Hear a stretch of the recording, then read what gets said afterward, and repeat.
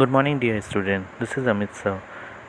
In the previous class, we have learned about the various early computing devices and the first and the second generation of computer. We already know that there are 5 generations of computer, where the first generation and second generation used vacuum tube and transistor based technology respectively. Today, let's start our lesson with third generation of computer. The third generation of computer was mainly introduced and developed in between of 1965 to 1971.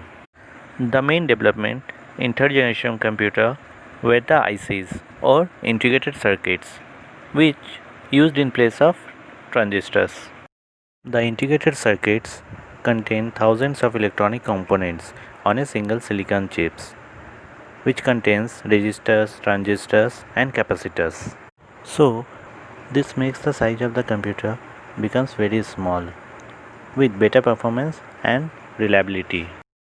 Integrated circuits was invented by Robert Noyce and Jack Kilby in 1958 and 1959. In this generation of computer, very popular high-level languages like Pascal, COBOL, BASIC, C, etc. were used. Now, let's talk about the some main features of third generation computer. This computer use integrated circuits as their basic electronic components. They are more reliable, smaller in size and faster in comparison to the previous 2 generations. Still they are costly and require air conditioned system to maintain their temperature.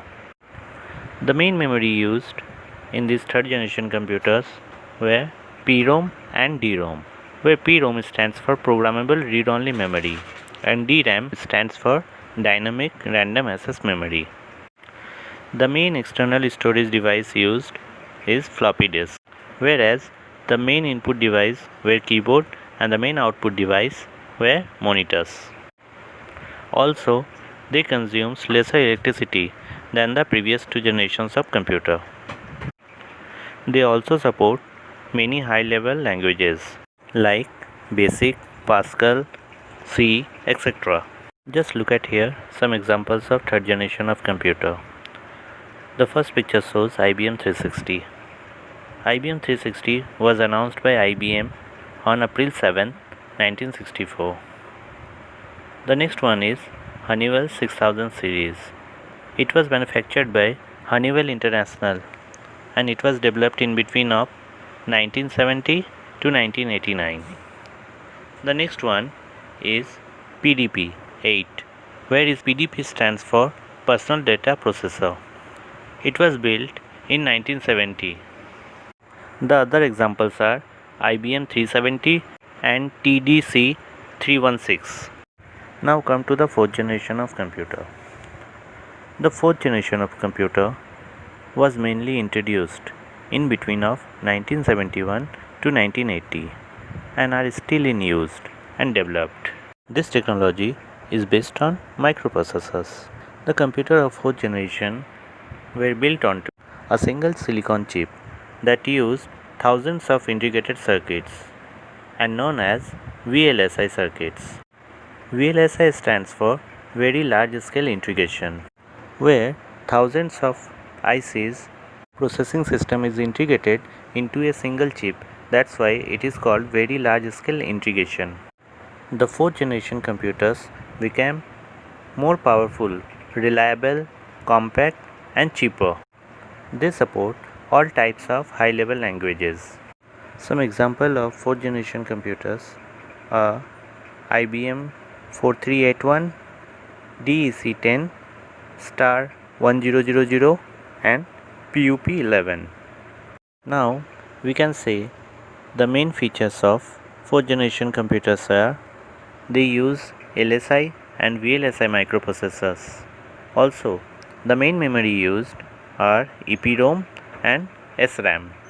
The storage used were floppy disk and hard disk in this fourth generation of computer. They are portable, cheap, much faster and reliable than the previous generations of computer.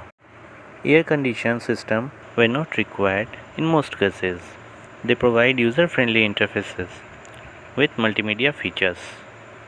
So not only we can just use them as a computing device, we can use them as a gaming device as well as a media player.